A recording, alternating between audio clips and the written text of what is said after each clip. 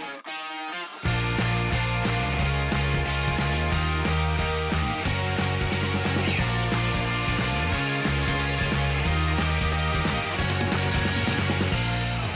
everyone, and welcome to episode number 10 of The Kickabout with me, Chris, and as usual, we've got Fran and Dan with us. Hi.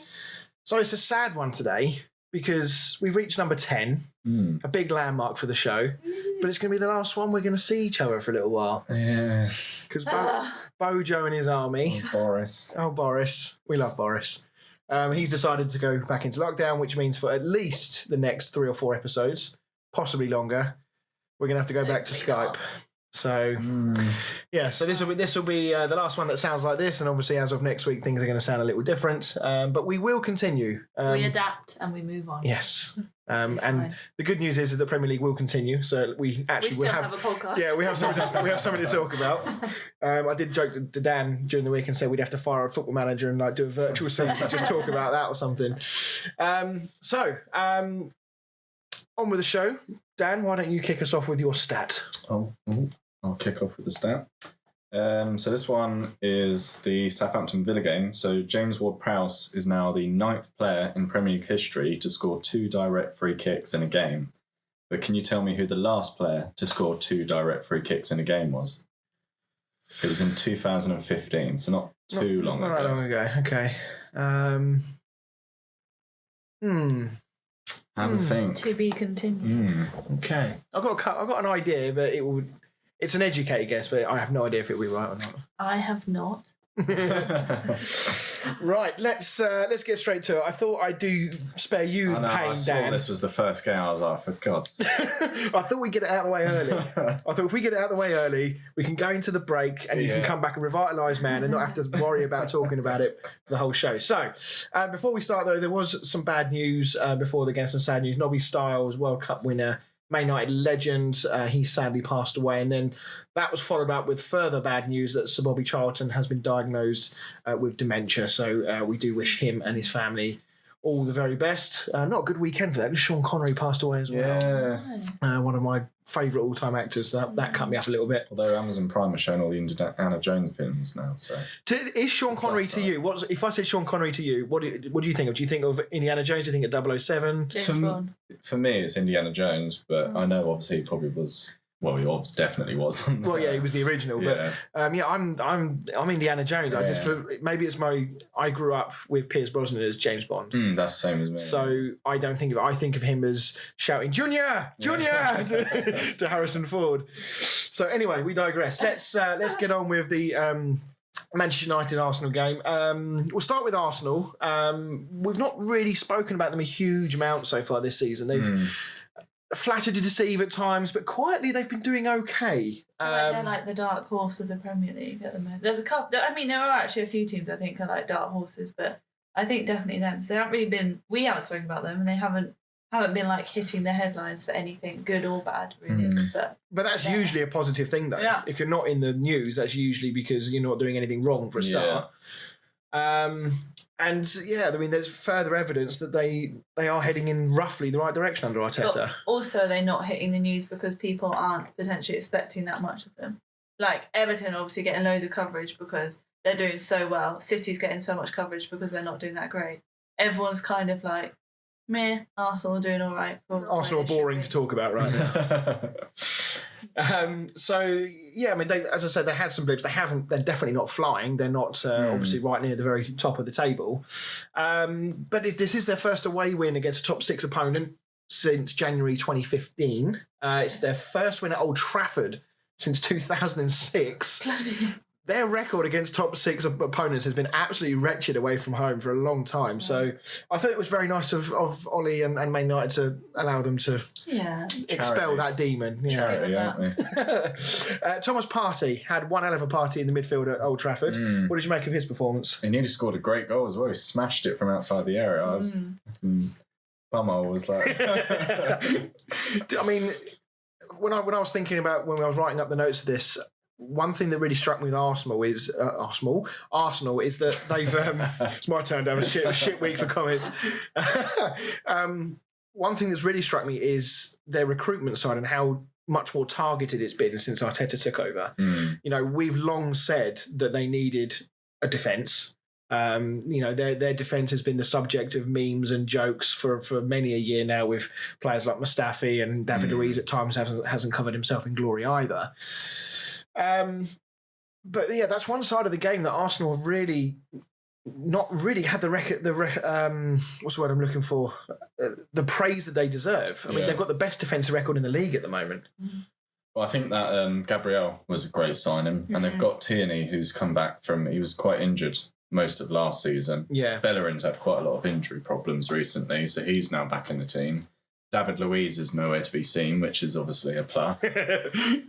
And Leno's back in goal after being injured. So yeah, does Arteta deserve a bit more praise for what he's doing there at the moment? Yeah, I think they've got potentially a very good manager. I mean, he's learnt from the best manager around at the moment, hasn't he? So, I mean, it's, you know, we've seen many occasions where managers who've worked under very good managers have then gone on to be managers themselves, and it's not always worked out. Probably Steve Clarke is one that sticks out in my mind as being one of those. Worked heavily under Mourinho at Chelsea, and he's done okay in management, but he's not really hit the heights that maybe some were expecting of him. But yeah, 7 games in, best defensive record in the league. We know they've got the players going forward. Aubameyang hasn't been on a particularly good run. That penalty might just will that be the door opening for him? Do you think? Potentially, I know he's played on the left wing for a while now, but I just think he'd be scoring a lot more goals if he was playing that central role than he would playing on the left wing. Yeah, I think it's because they're trying to fit him and Lacazette in the same team. Oh yeah, I was about to say that. I thought Lacazette won't do the same job out wide that Aubameyang will do. So yeah, I think very positive stuff for Arsenal. Let's talk about United. Obviously, there was 1 or 2 half chances for United, but there were probably more warning signs against United from Arsenal's attacking perspective. Willian hit the bar. Saka had a free header, which he should have done a lot better with. And Aubameyang, again, probably should have done a bit better with his curling effort that sort of went harmlessly past the post in the end. I assume we're all in agreement that it was a penalty. Yeah. Did you see the interview after the game for Pogba? Yeah, he just said that he shouldn't have done it, and it's just... I mean, on the one hand, do you not have a bit of respect for him to actually, you know, how many times do players come out and try and, you know, say that it wasn't a foul even though 15 camera angles? Or do you think, do you know what, mate, stop talking shit. You're supposedly a world-class player. You shouldn't be making these sorts of mistakes. Just that one, better. number 2. Just play better. As one of the commentators said, like, are we expecting too much from Pogba? No. He's done, he's supposed to be a world-class player. Like, I see the Pepsi Max advert and it's got like Messi, Salah, and then Pogba. And I'm like, why is he in it? He's literally done nothing. I've long thought that Pogba was quite an overrated player. And I don't know whether that's some of that hype has come from himself. He hypes himself. Oh, he absolutely does. But what I mean is the whole kind of hype around him. Yeah. Maybe people have bought into that and have inflated his own potential ability way beyond what it should be. And if you look at some of the teams that he's played for, he's always had midfielders around him that will do all the running, do all the hard graft, and then Pogba, when given the time, don't get me wrong, he is a very good player. Yeah, well, I think he is a world-class player on his day, but unfortunately, he very rarely has his day. He doesn't bring it. He's not consistent. No, not at all. And I don't think you can ever really class somebody as world-class unless they do things consistently. Yeah, if you're only turning up 2 in every 10 games, you're a good player, but you're not world-class. I think Bruno's already done more for United than Pogba has in the whole time he's been there. And then the game itself, obviously Roy Keane and Gary Neville, unsurprisingly, both of them in the punditry box for Sky Sports, were less than complimentary. Lack of energy, lack of enthusiasm, lack of belief, lack of ability. You know, these were all words that were thrown at United this weekend, not for the first time either. What needs to... It's a broad question, but what does need to change? Is it as simply as get a new manager in? Is it as simple as that? I think it's partly that. Like, I look at the tactics, and I think tactically, the team was shite, put it out there, but tactically he got it completely wrong. Like, he took off, we're a goal down, and he takes off Bruno and leaves like Scott McTominay on. we need to be getting goals, and Bruno is probably our biggest goal threat. Yeah, and took Greenwood off, and he brings on Cavani really late, and Cavani's still not match fit, and it's just the whole thing was just a shambles. And I just keep looking at it like, do I see Solskjaer winning the Premier League or the Champions League? And I don't, because when it comes to, in a one-off game, we could beat PSG, we could probably beat Bayern Munich. In Europe, you're great. Yeah, like the Leipzig performance midweek. Yeah, but that's a one-off game. But when it comes to tactically, if another manager is tactically better, Ollie has no idea what to do. Yeah. And as soon as game plan A doesn't work, he panics and he either just sticks with it and hopes that eventually it works, or he just, I don't know what he does, because he just seems to take off the wrong players and put the wrong players on. Yeah. I mean, we've obviously got our listener section later on, but I know that somebody commented, I think it was Joe Morton, said that, Van der Beek's been bought. We know he's a quality player, but he just cannot get in his team. Well, I said to you, I think he's been one of our best players this season. He's hardly played. But that, to me, part of me thinks that potentially Solskjaer didn't want to sign Van der Beek. It can't have been his signing. And it's almost like a statement to say, I didn't want this player and I'm not going to use this player. Yeah. It's almost like the reversal that Mourinho's often done, where he will play really young, inexperienced players as a message to the board, say, this is what I'm working with, I need more players. Yeah. Whereas Solskjaer, as you say, might be doing the reverse. Because for a player like Van der Beek, and a 40 million signing as well, why would he have... So he started like 1 or 2 games this season? Out of all the games we've had. Given the players that Van der Beek has played with at Ajax, I mean, he's seen Luke de Jong go to Barcelona, he's seen Hakim Ziyech go to Chelsea, and obviously now he's come back from injury and starting to fire. De Ligt go to Juventus, and he's sat on United's bench watching Scott McTominay and Fred get a game ahead of him. And he was being linked with Real Madrid for a long time. Yeah, he was. So it's a strange one. He started with Pogba and Fernandes for the first time in midfield since they were beaten by Spurs 6-1. This is now the 6th Premier League game in a row that United have failed to win at Old Trafford. That is a run that stretches back to last season. You have to go back to the 4th of July and a 5-2 win over Bournemouth for the last time United picked up all 3 points. It's 100 games in charge now for Solskjaer as well. That's gone quickly. I should imagine maybe not so much for Man United fans. But these negative statistics just continue to build up. We're now talking about the worst start to a season since David Moyes.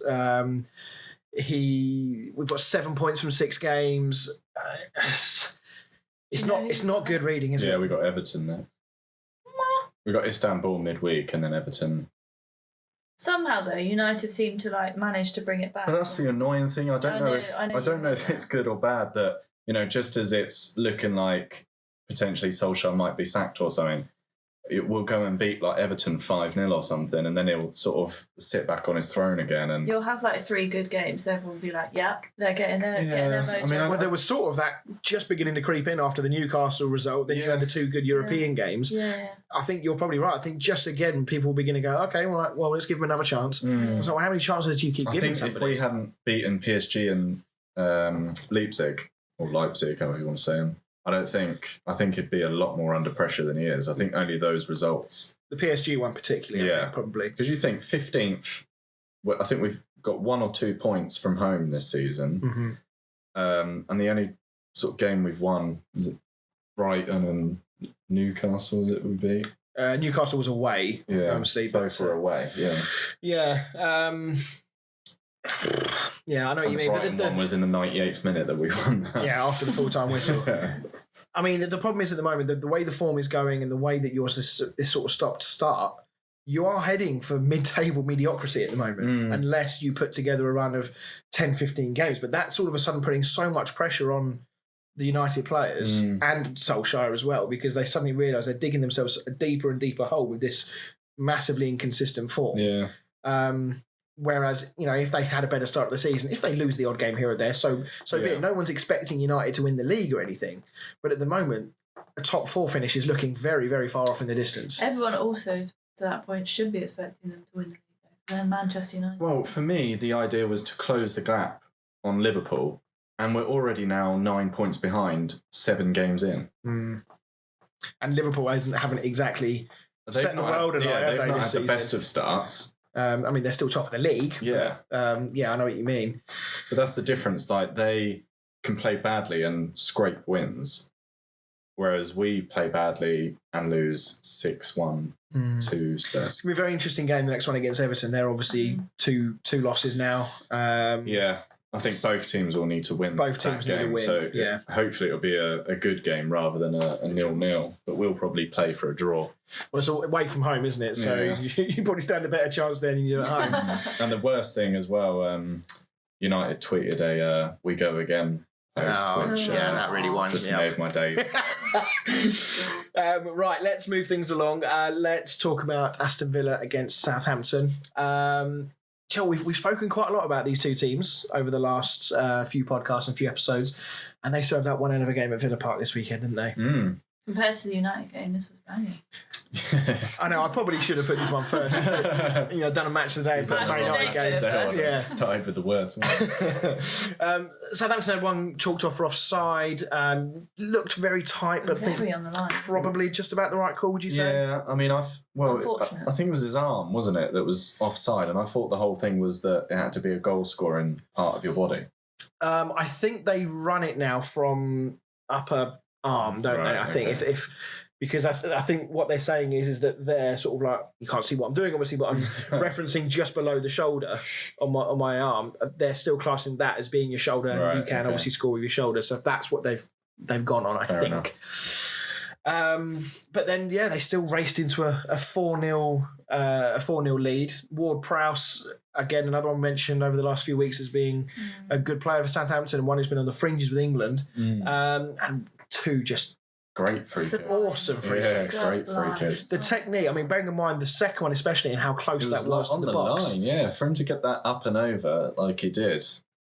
I mean, there aren't many players in the Premier League now who would class themselves, or even in world football now, I would say, who you could actually look at and say he is a full-time dead ball specialist.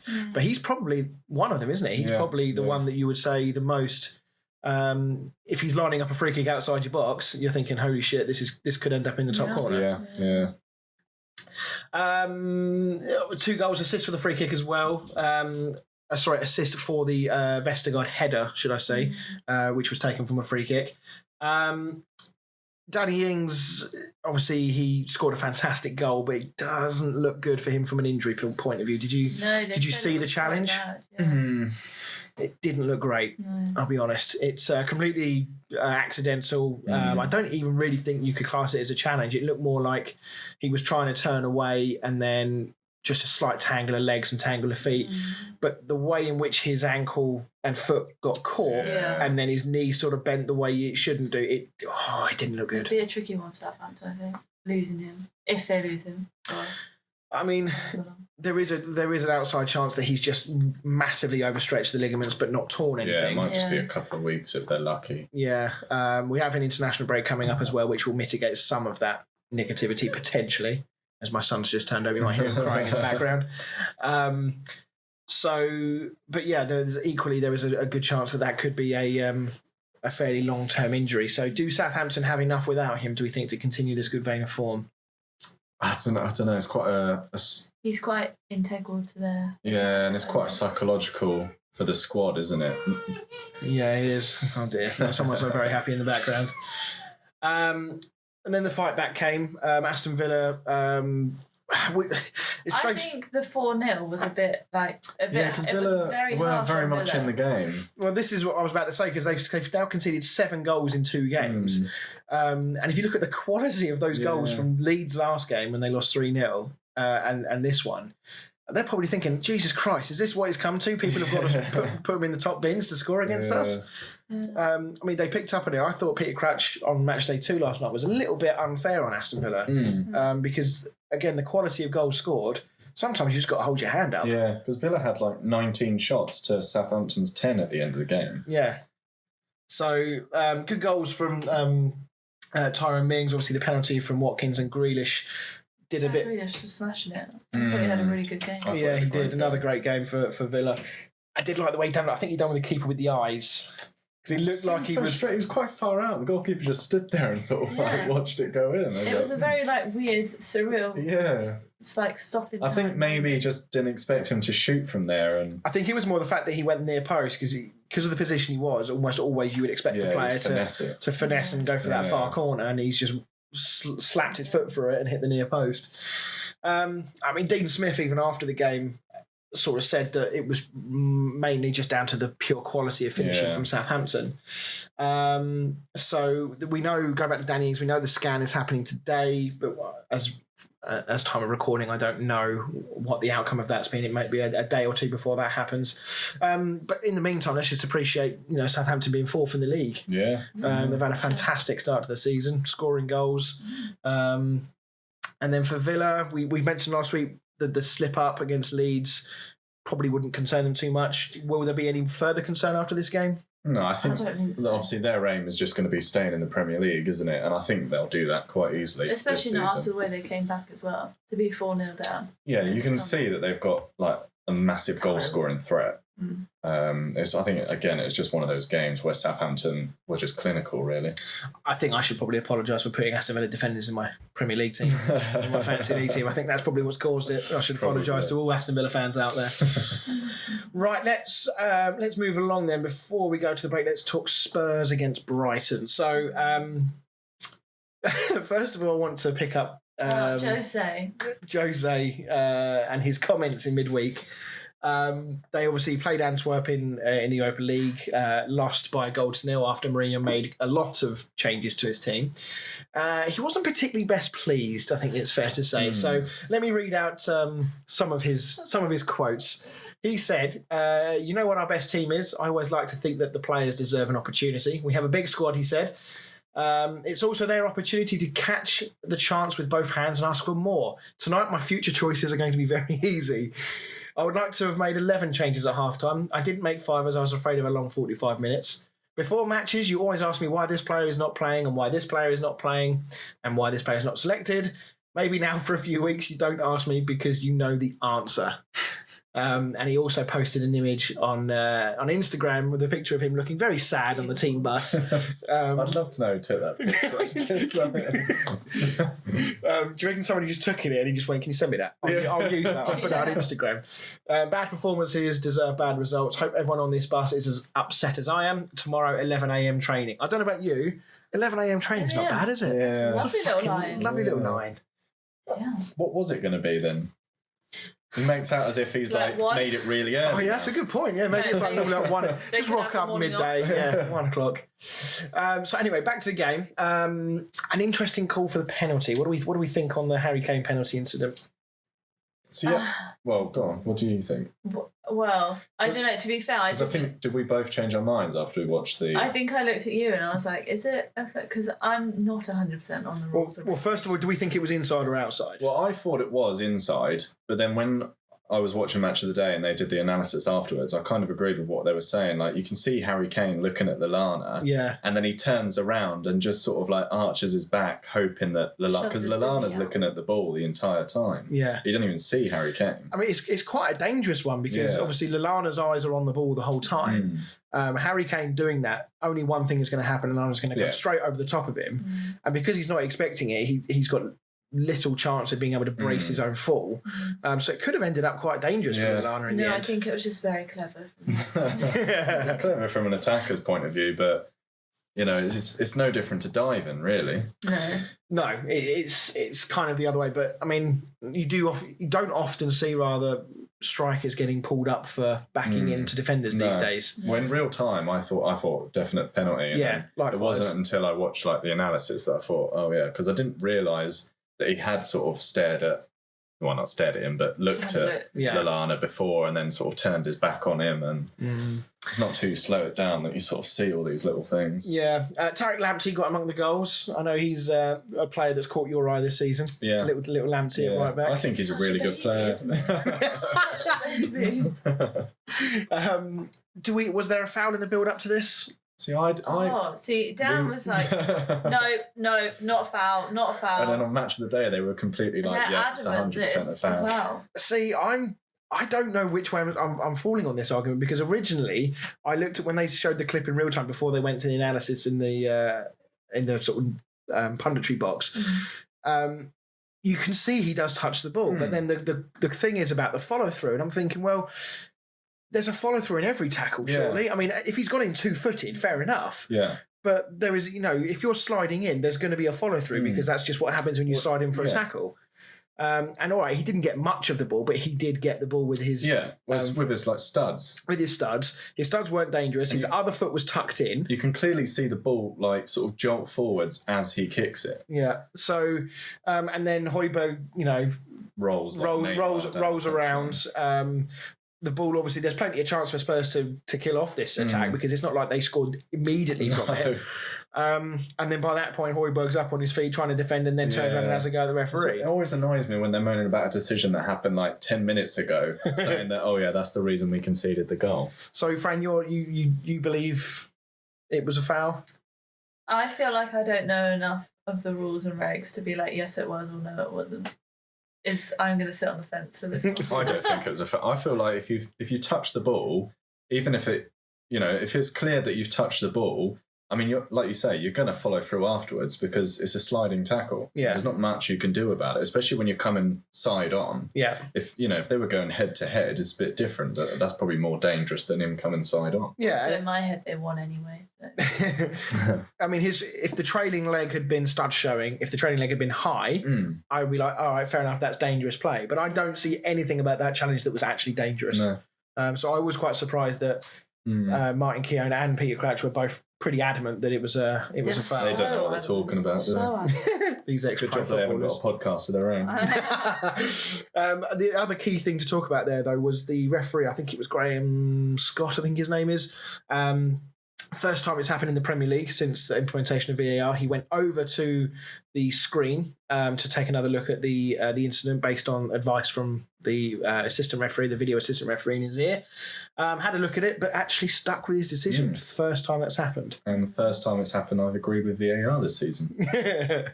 So, yeah, it was interesting. I mean, it did take a long time to get to that point. That's my only slight criticism. Yeah. But that's not exactly my criticism alone. That's been one that's been thrown at VAR for some time. Then the big moment, Gareth Bale, first goal since coming back from Spurs. It's a good header, actually. In fairness to him, very, very good header. In the corner as well.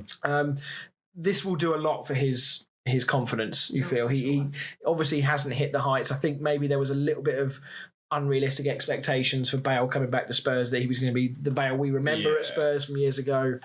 There was always going to be a delay to him getting back to his best, and who knows what his best is. We've seen so little of him at Real Madrid over the last few years.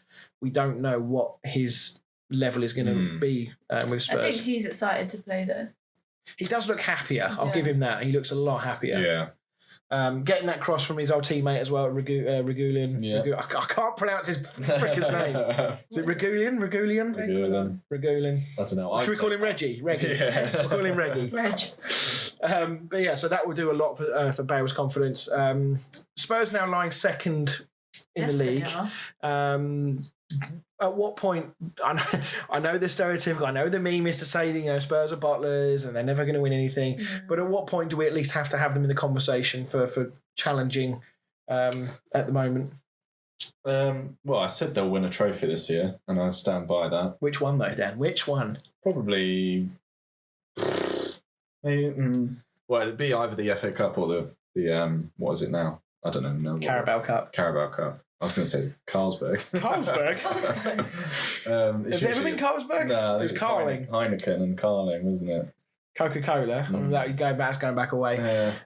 It'd be one of those, like the domestic cups. It won't be like they're in the Europa. You don't see them as serious contenders for the Premier League at this point? No? Oh, that's very, very downbeat. Fran, you don't look so happy there. How rude. You sleeping on the sofa tonight, Dan? Interestingly, from a Brighton point of view, Neil Maupay left out of the entire squad for tactical reasons, according to Graham Potter. I mean, it's a manager's decision at the end of the day what tactics he wants to choose and what players he wants to play. But if you're leaving a player out of that quality because you don't feel he fits the system, you'd at least have him on the bench, wouldn't you? Yeah, I mean, because, if you decide things aren't sort of working, you change the system, and then you might need someone different to go up front. And Neil Maupay, you'd argue, is one of, if not the best striker that Brighton have. Yeah, I think he probably is their best goal scorer, isn't he? So does this make people think I think there's probably something has happened behind the scenes, yeah. Maybe he's just got bored of the constant shithousery that Maupay loves with all these antics against Man United early in the season that bit him in the arse. As far as Brighton as a whole go, it was a bit of same old really from them. You know, good build-up play, looked decent on the ball at times, but just nothing really in that final third. No. It's a bit lacklustre sometimes. Yeah, and it's a bit of a... it's a bit harsh, but I want to say boring team. Really. Yeah, I know what you mean. Just you know what you're going to get from them. You know what to expect. You know that they're going to flatter to deceive. And unless there's no like game changers in there. You know, some of the sort of like a Crystal Palace has Wilfred Zaha, who at any moment can completely change the game, score 1 or 2 goals. You look at Brighton, and I don't really see a player where I'm like, that guy can, you know, change a game in an instant. Take the game by the scruff of the neck and do something. Yeah, I know what you mean. They've got a big game against Burnley coming up next week. They're obviously very near the bottom. We've got sort of 4 or 5 teams now, including us. When do we include? Well, yeah, we asked about Spurs. When do we need to consider them as challenges? When do we need to consider United as relegation? I thought you were going to say as challenges. Then I was like, good joke. So right, okay. Burnley coming up for them. Big game for Brighton. I don't think Maupay is going to be left out again. Do we think he's going to be left out again? Surely not. I mean, if he is, then it's definitely something that's happened behind the scenes, isn't it? Yeah. So I would assume he'll be back in the squad. Yeah. Right, let's go for a break. After the break, we're going to hear your feedback again. After we put the stuff out on social media, we're going to talk about Everton stumbling again, and we're going to have a little bit of chat about Chelsea, who had another enjoyable trip to Turf Moor. See you in a bit.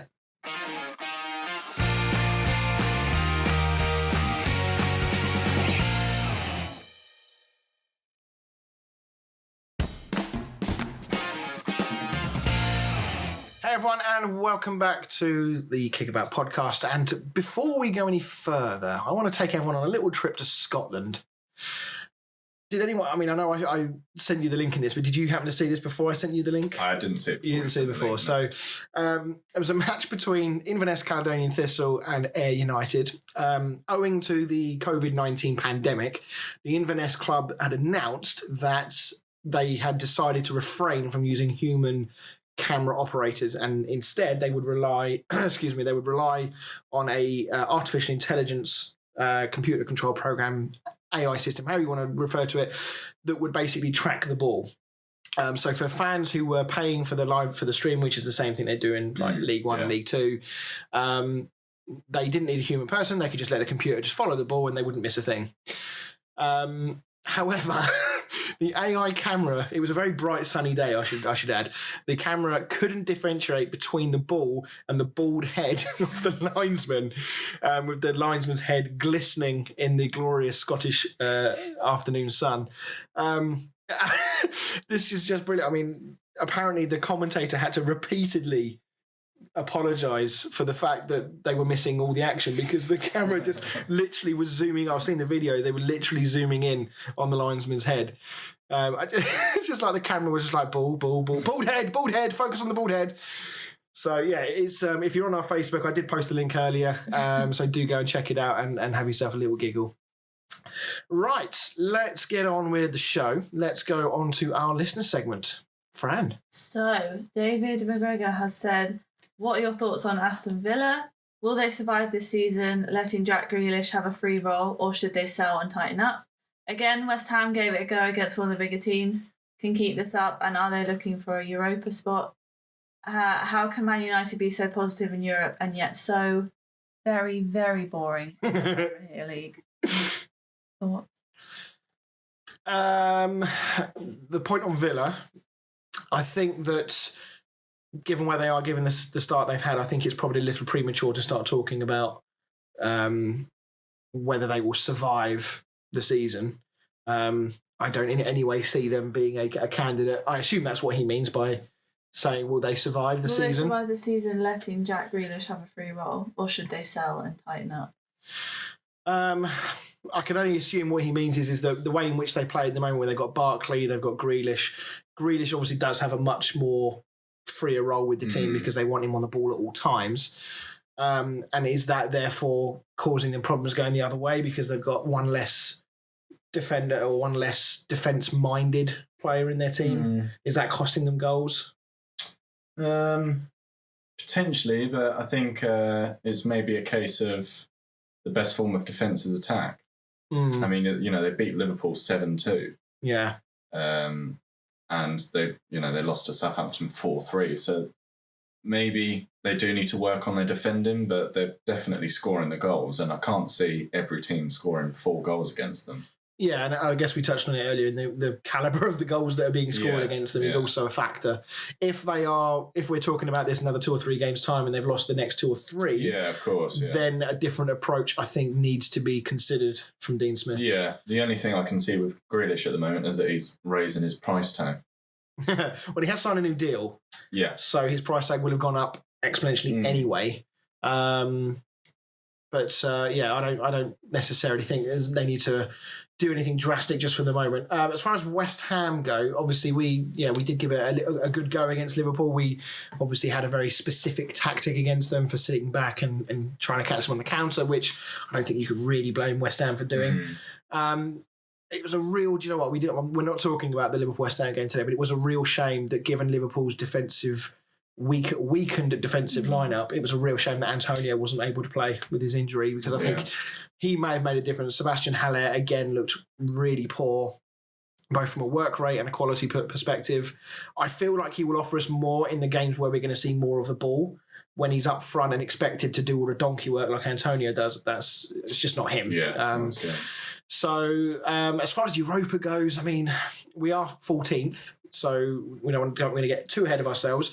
We are now finally outside of those first crazy run of games where we were playing all the big teams. So now is the real test. Historically, West Ham have always been pretty good at raising their game against the bigger sides, and it's always been the lesser teams in the Premier League that we've struggled against. So Fulham up this weekend, who they did win earlier, didn't they? Was it 2-0? Yeah, 1-2. Big result for Fulham earlier tonight. That's from a West Ham point of view. If we do harbour any ambitions of a Europa League spot, then we absolutely have got to beat Fulham this weekend. And United? I mean, I guess we did touch on this earlier a little bit. Don't want to go back into this too much. I'm sure Dan doesn't want to. Not particularly, no. How can they be so positive in Europe and yet so boring in the Premier? Is it tactic? Is it Ollie setting them up to be like that, or is it the freedom of playing in a different competition? I think with the Champions League, it was if we get out of the group, then that's that's a good thing, because it is a good thing. But that's like probably our aim, just to try and get out of that group. Yeah. And so it's almost like going in with no pressure, especially when you play against like PSG and even Leipzig. I don't know how. I would even want to know how you say that. Is it Leipzig or Leipzig? I think it's Leipzig, right, personally. I'll say Leipzig. I mean, we all know how we are with pronunciations. Don't take our word for it. They got to the semi-final, so I think even that one was maybe we were going into that one weirdly as maybe the underdogs. Whereas in the Premier League, there's a lot more expectation. Especially with how we've started. So, I mean, I don't know if it's tactics, if it's the pressure, the expectation. We're just buckling at the moment. Yeah. He's also said predict the top 4. Well, obviously, we've done our predictions at the start of the season. We can do an updated form. Yeah. Personally, I believe Liverpool are favourites to win the league. I think I can see them coming first. Second at the moment, I genuinely can see someone other than City coming second at the moment on current form. So I'm going to really stick my neck out here, and I'm going to say Chelsea second. I'm going to say Chelsea second. We'll get on to Chelsea a little bit later on and why I'm feeling a bit more positive about them. Third, I'm going to go for City, and fourth, I think Spurs will claim the final spot. I don't think Arsenal are there, not quite yet. I think they'll run it close, but I think I can see Spurs pipping them to the post. And United, frankly, I'll be surprised if they get top 6 right now. So, but I would say there is a very real chance of a Leicester, an Everton, or another club, fighting for that top 4 spot as well. But that's how I see it right now. For me, it's Liverpool, City, Chelsea, Arsenal. You think Arsenal will pip? I think so. I think this year they'll be back in the Champions League. You're very anti-Spurs, aren't you? Very anti. Do we? I mean, do you? How realistic do you think a Leicester and Everton could break into that top four? I think Leicester will be very similar to last season. They'll just fall away towards the last hurdle type thing. And Everton, I think they're starting to see, like, as soon as they have a couple of injuries or suspensions, with that starting 11, like their main 11, they're a great team. As soon as they're missing one or two links, you see against Newcastle. I feel like that's the issue with Tottenham. Especially as Mourinho's made it so clear that the rest of his team is shit. The rest of the shit, like, they're not going to be bothered about Tottenham is very much that 11 is like very unbeatable. But is that down though to Mourinho's mindset? I mean, I appreciate that he is in his own way trying to give his team a kick up the arse by saying what he said, but it can easily go the other way. And if he does need those players, if he gets a spout of injuries, he's got to rely on those players this season at some point. So I wouldn't want to do shit for him. Not quite, yeah. So Doing your top four? Go on, then, do your top four. Let's go.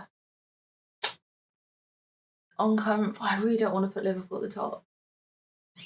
What, because you don't like them, or because you don't think they'll come top? I don't know. I kind of want them not to, just because it makes it a bit more interesting, doesn't it? And I just prefer City. So you think City will win it, or? I don't know. Yeah. Just quick. Clock's ticking. City, Liverpool, Tottenham, Chelsea. Fair enough. Okay. There we go. Right, thank you for that, Dave. Thank you very much. Peter Thurgood said Chelsea obviously are doing very well at the moment. Don't even give Southampton any credit for turning over Everton and Aston Villa. I wonder why he said that. I don't want to hear about it. Still leaking goals and relying on one man and a Pompey boy to do the job for them. Irrelevant. Man United, where do we even start?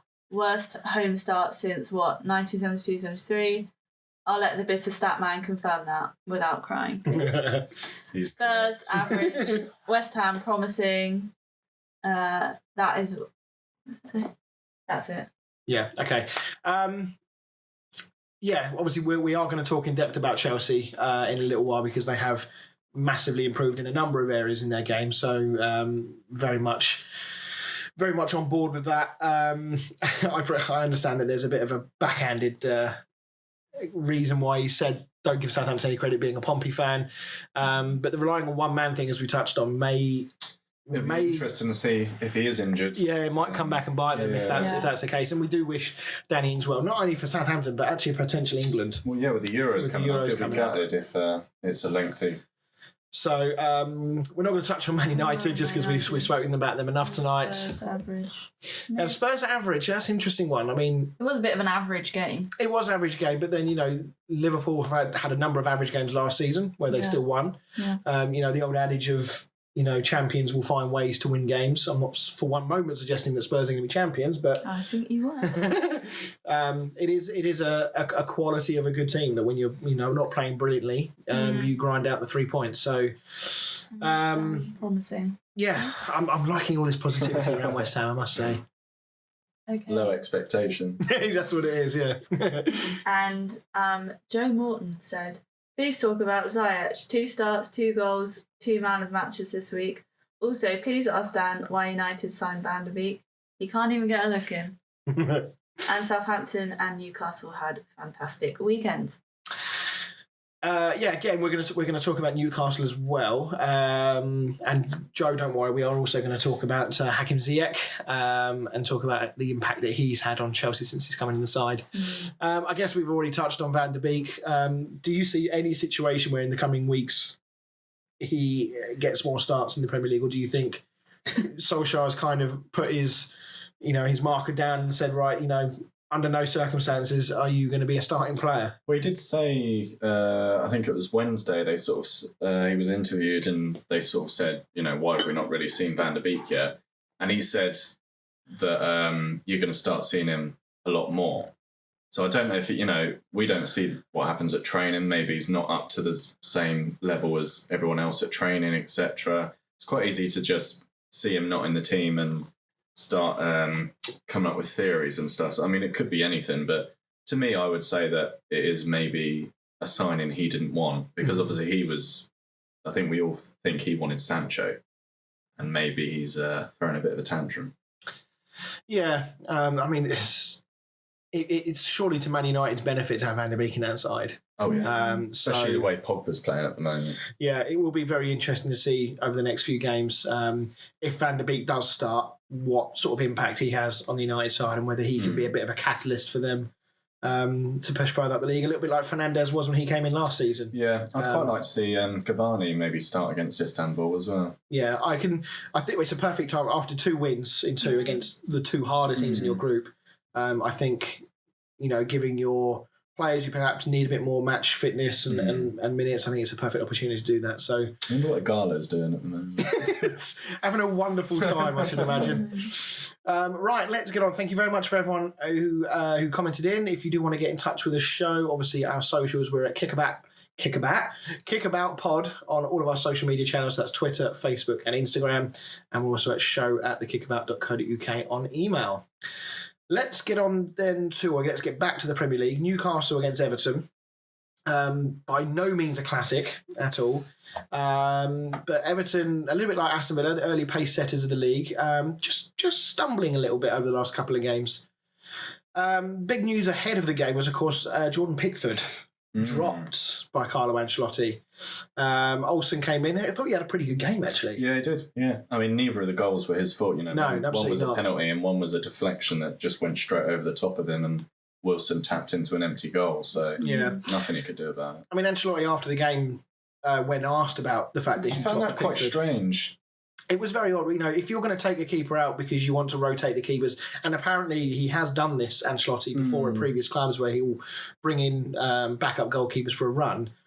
What good does one game do and I if feel he's like bringing them straight back in? Even for the if United that was game? his plan, I feel like he could have worded it and just said, I was just looking at my options. Yeah. Or something like that, rather than just saying, I just thought I'd give him a game. He's going back on the bench next week. yeah, I mean, that does neither goalkeeper. That doesn't serve a purpose. It doesn't make Pickford think, oh crap, I need to start playing for my spot. Because I'm just coming straight back in. Yeah, and it doesn't make was it Olsen? Yeah.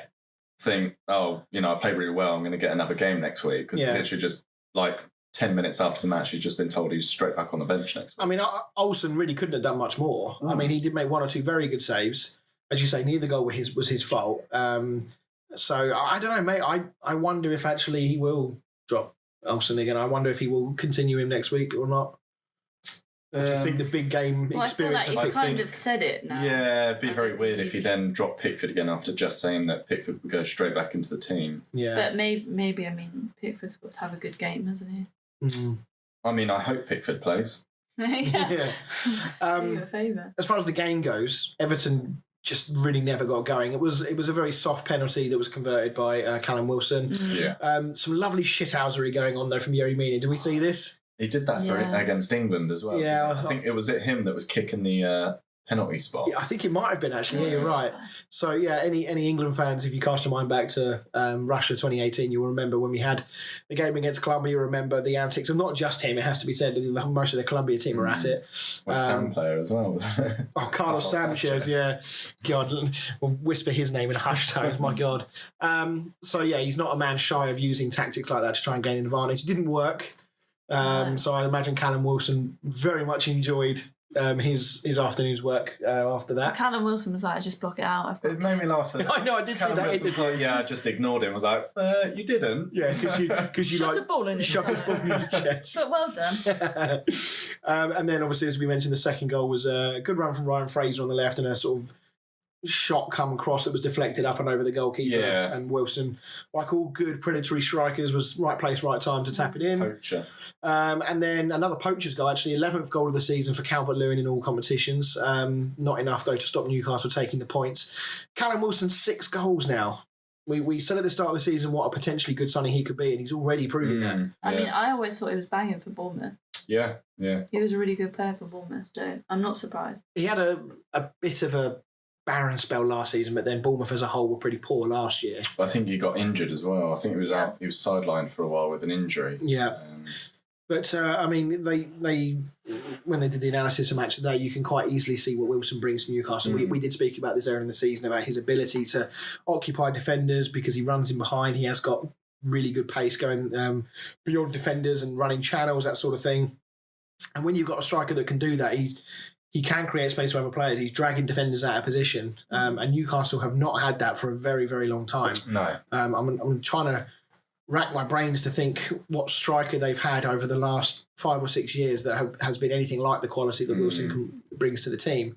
I don't know whether we have to go back as far as someone like Demba Ba and Pape Cisse, whether there's been anybody since then, and I just can't remember it. But really quality signing for them. Everton, no James Rodriguez, no Richarlison in the team.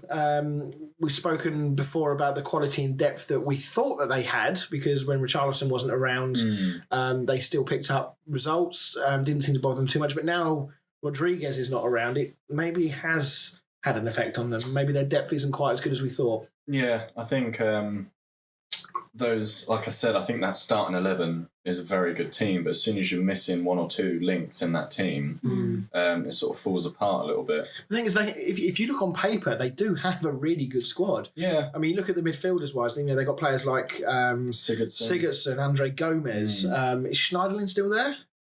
Don't believe so. I think he's gone now. They've still got some very good attacking players as well. Defensively, they've got no injuries in that side of the game at the moment anyway. I think Everton, they'll be very disappointed for this result, but I don't think that the Richarlison and James Rodriguez being out should have made or should be making this level of impact that it is. No, but I think, Or is it just because the game is built around we know Ancelotti really likes Rodriguez. Is it a case that he's building the game around him, so when he's not around, all of a sudden it's, oh shit, what do we do now? That's the thing, yeah. It's like, does he have a plan B for when those players aren't around?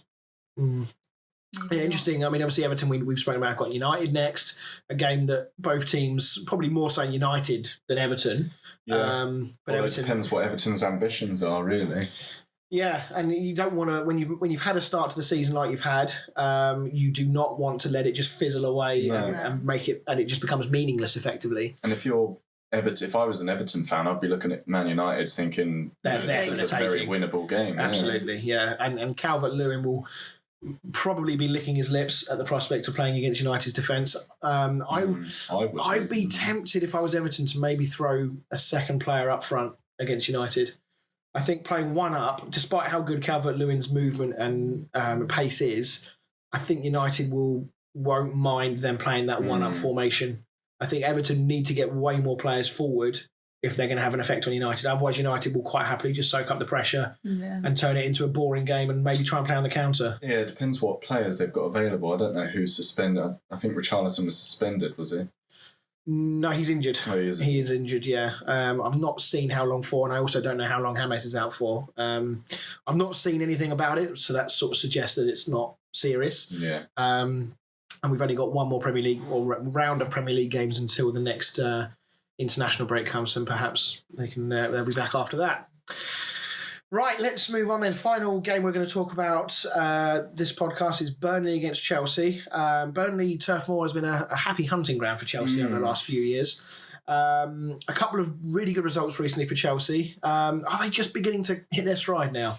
Yeah, I think it's starting to click. Obviously, they've signed a lot of players, and it takes a long time for all these new players, all from sort of different leagues as well. You had Bundesliga player, League player. Yeah, Dutch Eredivisie. Yeah. So it's not like they've all sort of come from Premier League clubs. Yeah. I mean, Ziyech was probably the one signing that I was the most excited about. I signed him on Foot Manager a few seasons ago, so obviously, as we all know, Foot Manager is the Wikipedia of football and they never get anything wrong. But obviously I watched him fairly closely in the Champions League, both last season and the season before, when Ajax had that incredible run to the semi-final. And so it was no surprise when I saw a team like Chelsea coming in for him. And obviously he did have that injury, which has delayed his start to the Chelsea his Chelsea career. But since he's come in, I mean, he looks a player, doesn't he? He really does. Yeah, he does, yeah. Scored 2 goals this week alone. Obviously one in the Champions League, one now. And Timo Werner also now beginning to bang a few goals in. Starting to score regularly. Yeah. So there was a lot of excitement with this team around pre-season. They are starting to build, and we've been heavily critical, and rightfully so, about their defence. Yeah. But and we've also said that, critical of Lampard and whether he's actually got the ability as a manager to organise a defence. But credit where credit's due. Five of the last 6 games in all competitions, they've kept clean sheets. Quality of opponents aside, that's still a huge boost if you're in that Chelsea defence. Oh, yeah. Not if you're Kepa, though. Yeah. So, yeah, it is worth noting that in all 5 of those games, Mendy was in goal. No prizes for guessing who was in goal for the 3-3 draw against Southampton. Thiago Silva, obviously, even though he had a rough start to his Chelsea career with a poor game against West Brom. Was it West Brom? It was West Brom, wasn't it? He's been a key figure now. Is he the missing piece to that puzzle in that defence now? Is he the one that's going to make them gel as a defensive unit? I think you've got a lot of leadership back there because you've got Thiago and you've got Azpilicueta. Yeah. It's interesting to see Rudiger was back in the side midweek as well. There's been a lot of stories about him coming and going, isn't there? Yeah, well, ironically, not that West Ham weren't linked with anybody else in the window, so we were linked with everybody, but yeah, he was linked with us. He was also linked with Tottenham, I believe, as well. Rumours of a falling out between him and Lampard after Lampard apparently told him that he wasn't part of the plans. So, I mean, I don't know really what Chelsea fans make of this, but I would say if you look on paper, their best 2 defenders are Silva and Rudiger. Yeah, I think Rudiger's one of their better centre-backs, especially over the likes of like Christensen and stuff like that. Yeah. So, yeah, credit where credit's due. Chelsea climbing up the league rapidly. They're scoring goals. They've stopped conceding them, which obviously is the big thing. So, yeah, which is why I said when we picked the top 4 earlier, which is why I can see Chelsea making a surge for this year's title if they can keep going with this form. What they can't afford is doing what Chelsea have done over the past few years and slipping up in silly games and in silly ways. They've got to maintain consistency. For me, it won't be so much the team, but potentially the manager that slips up. Not that I think he's tactically. Yeah, I think he's a great manager, but I think he's still very tactically. I don't know what the word for premature. Is that the right word? I know what you mean. Yeah, he's still in training at the end of the day. Work experience, as you said the other week. I said. But I think he's still learning. He's still sort of in training, as I just said. And I think there'll be certain games where, if say a Klopp or a Guardiola was in charge, they would grind a win out of it or turn the game around. Whereas Lampard won't. Maybe won't read that game quite right. Yeah, and I think I think they'll easily finish top 4. But maybe 3rd. It depends on how the other teams, because a lot of other teams are up and down at the moment. Yeah. But yeah, I don't think they'll be fighting for that title at the moment. Okay, and then just, we've talked about Burnley in the past. We know Sean Dyche has been in this situation before with Burnley, so he probably won't be too worried just yet. But there is no doubt about it, Burnley are in trouble. Burnley are in serious trouble this season. Yeah, it's quite surprising. Usually the one thing you can rely on with Burnley is their defence. But then they are similar to Sheffield United in their mindset and how they play. Has lockdown, has the lack of fans affected them in a negative way? Yeah, I think the crazy start to the Premier League has really not helped as well, because all the goals that we've been seeing, it just doesn't play to their strengths. Yeah. I mean, they're bottom of the league. They're actually bottom of the league before Fulham played West Brom earlier tonight, based on the fact that they've only scored 3 goals this season, which is the joint worst. With Sheffield United, obviously Fulham have now beaten West Brom tonight by 2-0, so that means that Burnley are rock bottom of the table with just a single point. I think they do have a game in hand. I believe so, yeah, because I think they were one of the ones that had to not play against United or City at the start of the season. Brighton and Palace up next. These are massive games for Burnley. I mean, it probably isn't an overreaction to say these are must-win games, despite how early on in the season we are. Yeah, definitely. Especially the Brighton game, with them being quite inconsistent. Yeah. They need to win. Palace will be a bit tougher because, like I said, they've got the likes of Zaha, who can flip a game on its head at any moment. But Brighton, I think, is definitely a 3-pointer. You need 3 points. Yeah, yeah. It's a draw really doesn't do either team any good. No. One of them needs to pick up the 3 points there. So yeah, right. Let's round off the show in our normal fashion. So Dan, why don't you remind us of your stat question from earlier. So back to James Ward-Prowse, who became the 9th player in Premier League history to score 2 direct free kicks in a game. But who was the last player to score 2 direct free kicks in a game? So you said this was 2015, right? 2015. I'm going to guess Willian. Okay. Fran, any ideas? Oh, no. It was actually a Tottenham player. It was Christian Eriksen against Swansea. There you go. Good stat. Great guy. Not doing so well at the moment, though. Not having the best of times at Inter Milan, I understand. No. Conte wanting to get rid of him after like 6 months or whatever. Right. So you know what the time it is, kids? It's time for this.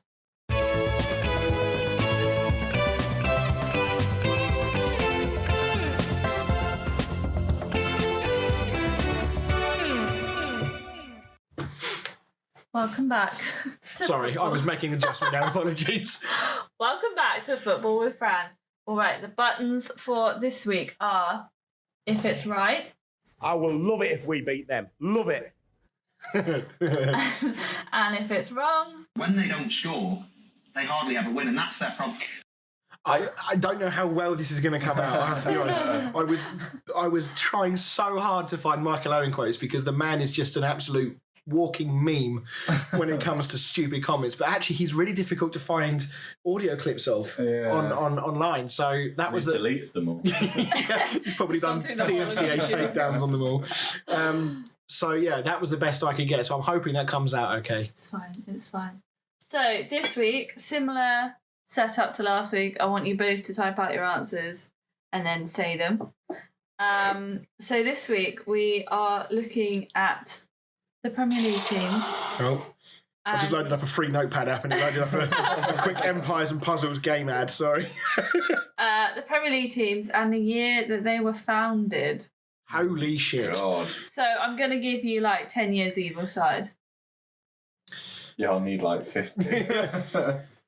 Oh, God. Just when I was beginning to make headway back into this competition. I know. I feel like you've had it easy for quite a few weeks. I know Everton and that's it. I wanted to throw one in there. I don't even know you're lying to. Actually, so it's up to you guys. What would you rather do? 10 years either side, or would you rather go whoever like who's closest? I think who's closest. Who's closest? Yeah. Okay.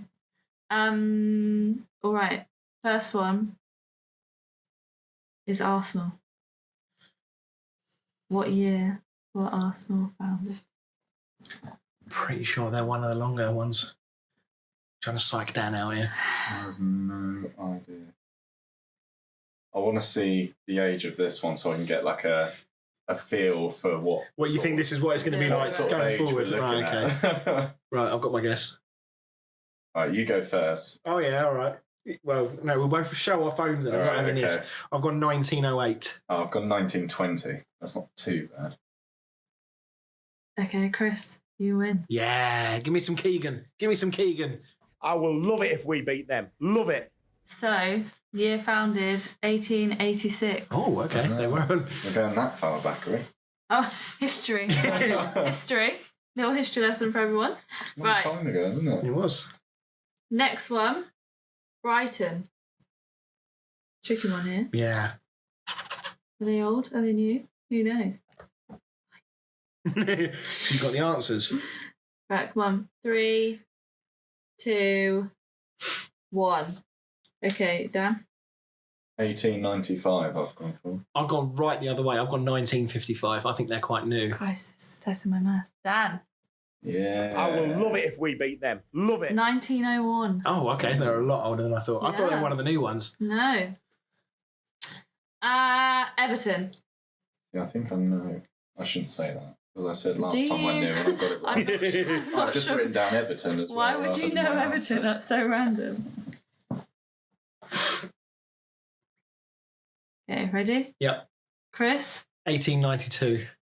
Dan? I'm probably completely wrong. I've gone 1830. 1830? Yeah. Completely Chris. wrong, yeah. I will love it. I don't think any club's older than about 1885. Well, Everton 1878. Oh, okay. I was close. But unfortunately, Chris was close. When was football invented? I think you predate football with that one. They're using heads. Right, 2-1. Leeds. Do we get an extra point if we get it bang on?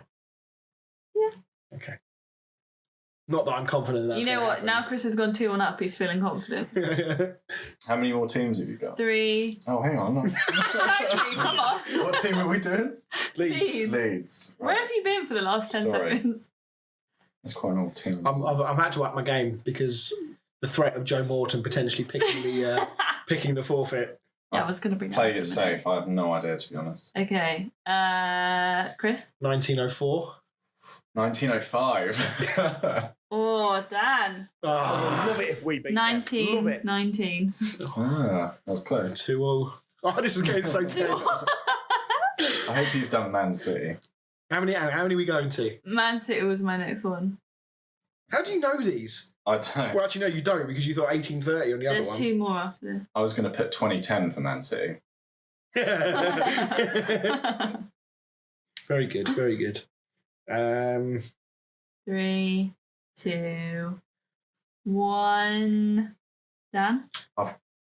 Probably wrong, but I've gone 1925. I've got 1921. Chris? Oh, Love it if we beat What them. was it? Love it. 1880. Oh, really? I thought Very it was old. a lot newer than that. No. it's just your bias. Yeah. Next we'll go Southampton. What's this match point, Dan? Is it? I've got to get this. You got to get this, mate. Southampton. Southampton. I wish you could see Chris right now. He looks so happy.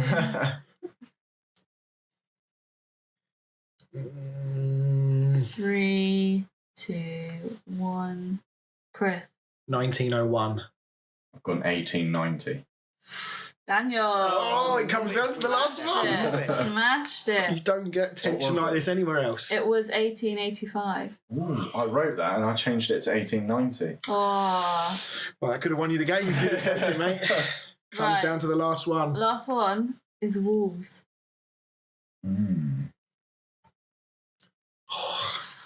I really wish. I've got genuine nerves. Genuine nerves. Chris. I've got butterflies. Right, hang on. It's like a child on Christmas Eve. Yeah, you're about to see my face dramatically change if I don't get this right. Like a child on Boxing Day. Yeah, and everything's over. Right, 3, 2, 1. Is she done? Yep. Okay. Dan? I've gone 1889. 1894. Dan. No! We beat them. Love it. 1877. Ooh. I've choked. It's Boxing Day. I've choked. It's Boxing Day. Fuming. Right, fuck this. I'm out of here. Oh, so what's that then? That's 5-2, isn't it? You're halfway to a forfeit. Yeah. It's all right. It's all right. Did you say you were going to say something about the forfeits? It's just, thank you, Joe Morton, for the suggestions. He's already given you some. Didn't he comment on something? No, he said he was going to think of I one. was thinking that, well, yeah, great suggestions. Eh? I think. What, you're the suggestion that Joe is going to come up with it? Yeah. That's not a great suggestion at all. I think it will be. I think it will be. I'm looking forward to hopefully some more people come in and with suggestions. I'd like Yes, to any I'll pick the forfeit best one. suggestions, do let us know. But serious Please. ones, not like jumping in front of a bus. Yeah, and no, Jesus Christ, way to lower the tone, Dan. Fucking hell. jumping in front of them. Do you know, I didn't Chris say is it was a quite moving depressed. bus, did I? Well, yeah. We'll see how depressed I am at the end of this. If it's 10-2 at the end, I might fucking want to. Might be me if we lose to Everton next week. On a happier note, congratulations. Ah, right. Sorry, Well done, Chris. Dan, I suppose. Thank you. Right, so, guys, the last one. Gonna have to do Skype. Last. It's lockdown. Lockdown. But we will have a show. We will have a show for you next week. Premier League is continuing, which is the good news. So, yeah, thank you very much, everybody, for listening. We've had a lot of fun tonight, and we will see you all next week. Say bye, everybody. Bye. Bye.